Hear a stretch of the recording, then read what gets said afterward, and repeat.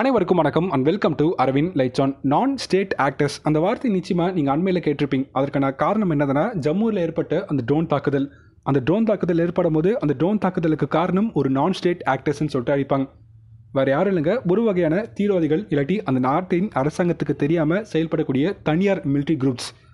நான் state ஆக்டர்ஸோட funding மிக மிக கம்மியாக இருக்கிற பட்சத்தில் அப்படிப்பட்ட ஒரு தீவிரவாதிகளே 2 இம்ப்ரூவைஸ்டு விங் ட்ரோன்ஸை பயன்படுத்தி இந்தியாவின் ஒரு செக்யூரிட்டியான ஒரு ஏர்பேஸ் மீது 2 சின்ன சின்ன தாக்குதலை அவங்க நிகழ்த்தியிருக்காங்க. ஒரு நான் ஸ்டேட் ஆக்டர்ஸே அந்த தாக்குதலை நிகழ்த்த முடியும்னா ஒரு வளர்ந்த நாட்டின் இராணுவத்தால் அதை நிகழ்த்த முடியுமா முடியாதா? நிச்சயமாக முடியும். அதே சமயத்தில் அந்த நாட்டுடைய இராணுவம் ஒரே நேரத்தில் 3281 ஆளில்லா விமானத்தை கூட கட்டுப்படுத்த முடியும். அதற்கான காரணம் அந்த நாடு ஏற்கனவே அது கட்டுப்படுத்தி ஒரு மிகப்பெரிய உலக சாதனையை நிகழ்த்தியிருக்காங்க. நான் யாரை பற்றி பேசுகிறேன்னு சொல்லிட்டு நீங்கள் கெஸ் பண்ணியிருப்பீங்க. சீனா பற்றி தாங்க பேசுகிறேன்.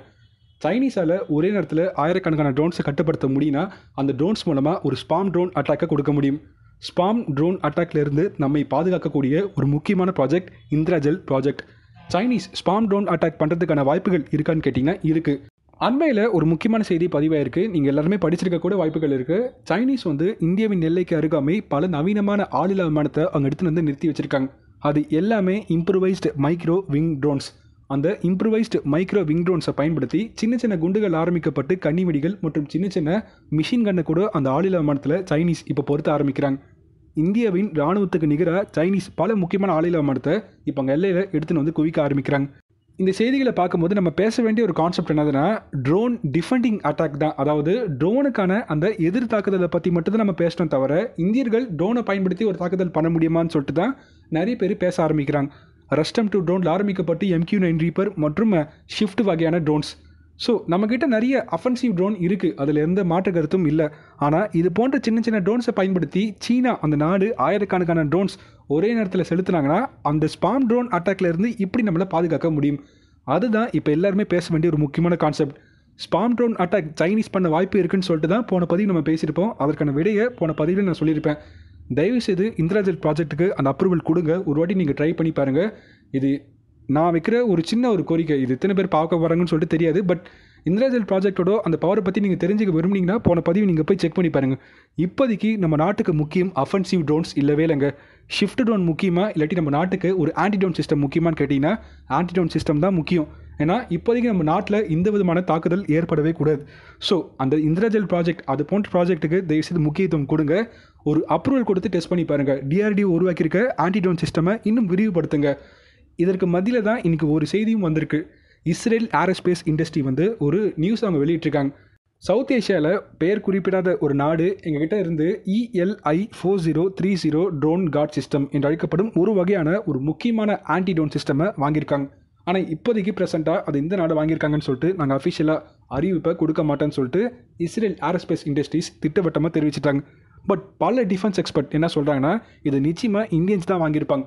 அதற்கான காரணம் ஜம்முவில் ஒரு மிகப்பெரிய பிரச்சனை ஏற்படும் போது, இப்போ ரீசெண்டாக அந்த ட்ரோன் சம்மந்தமான தாக்குதல் ஏற்படும் போது நிறைய எக்ஸ்பர்ட்ஸ் ஒரு முக்கிய கணிப்பை சொன்னாங்க.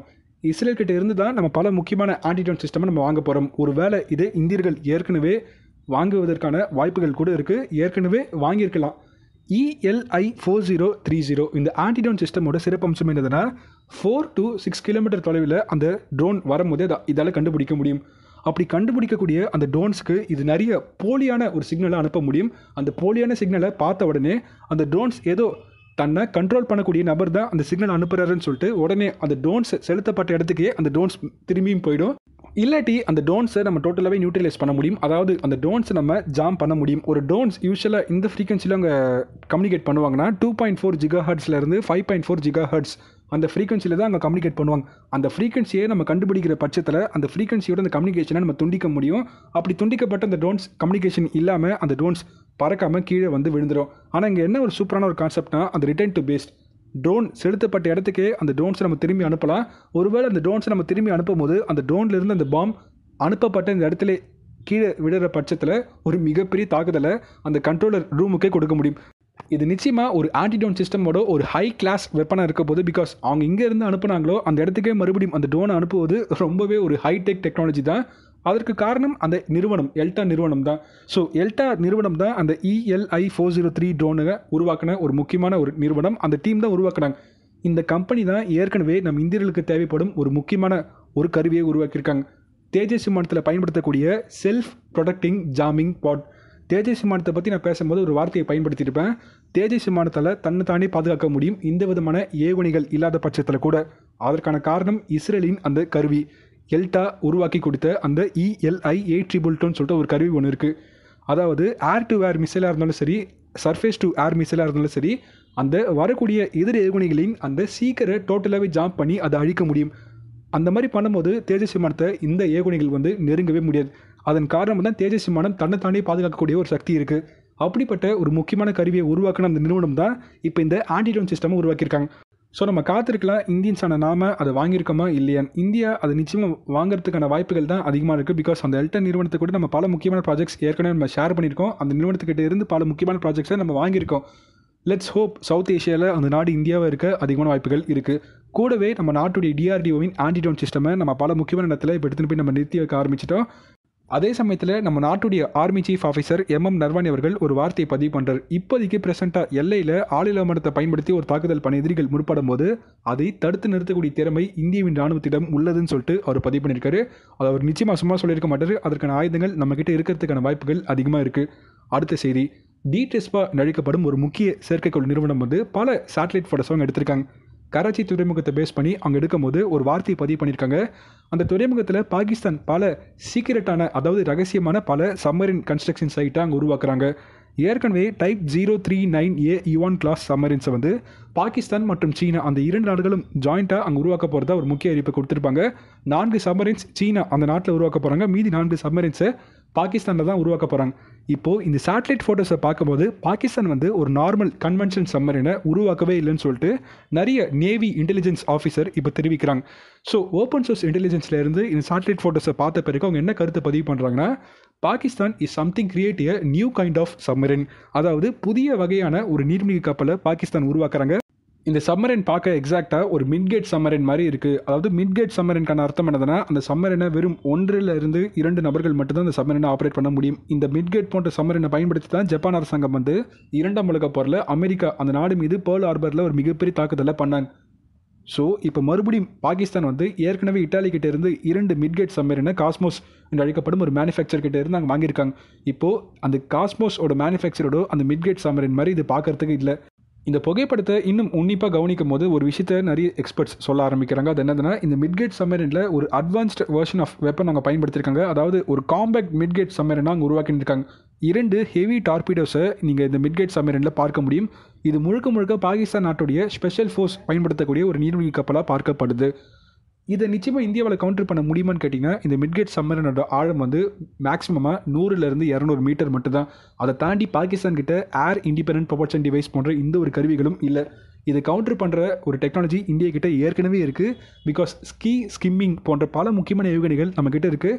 INS விக்ராந்தை பற்றி பேசும்போதே நம்ம நாட்டுடைய இந்த பேரக் மிசைல் டிஃபென்ஸ் சிஸ்டம் பற்றி பேசியிருப்பேன். அது மட்டும் இல்லாமல் நம்மக்கிட்ட ஏற்கனவே ஒரு டார்பிடோவை கவுண்டர் பண்ணக்கூடிய ஆன்டி டார்பிடோ சிஸ்டம்ஸ் ஏற்கனவே இருக்குது. ஸோ பாகிஸ்தானோட அந்த சீக்ரெட் சம்மரினை பார்த்து நம்ம அச்சப்பட வேண்டிய எந்த ஒரு அவசியமும் இல்லை. நம்மக்கிட்ட ஏற்கனவே ஷேட் சிஸ்டம் போன்ற சிறப்பான ஆன்டி டார்பிடோ சிஸ்டம் இருக்குது. அந்த ஷேட் சிஸ்டம் பயன்படுத்தும் போது soft kill plus hard kill 2மே கொடுக்க முடியும். அதை பற்றி நம்ம ஏற்கனவே பேசியிருப்போம்.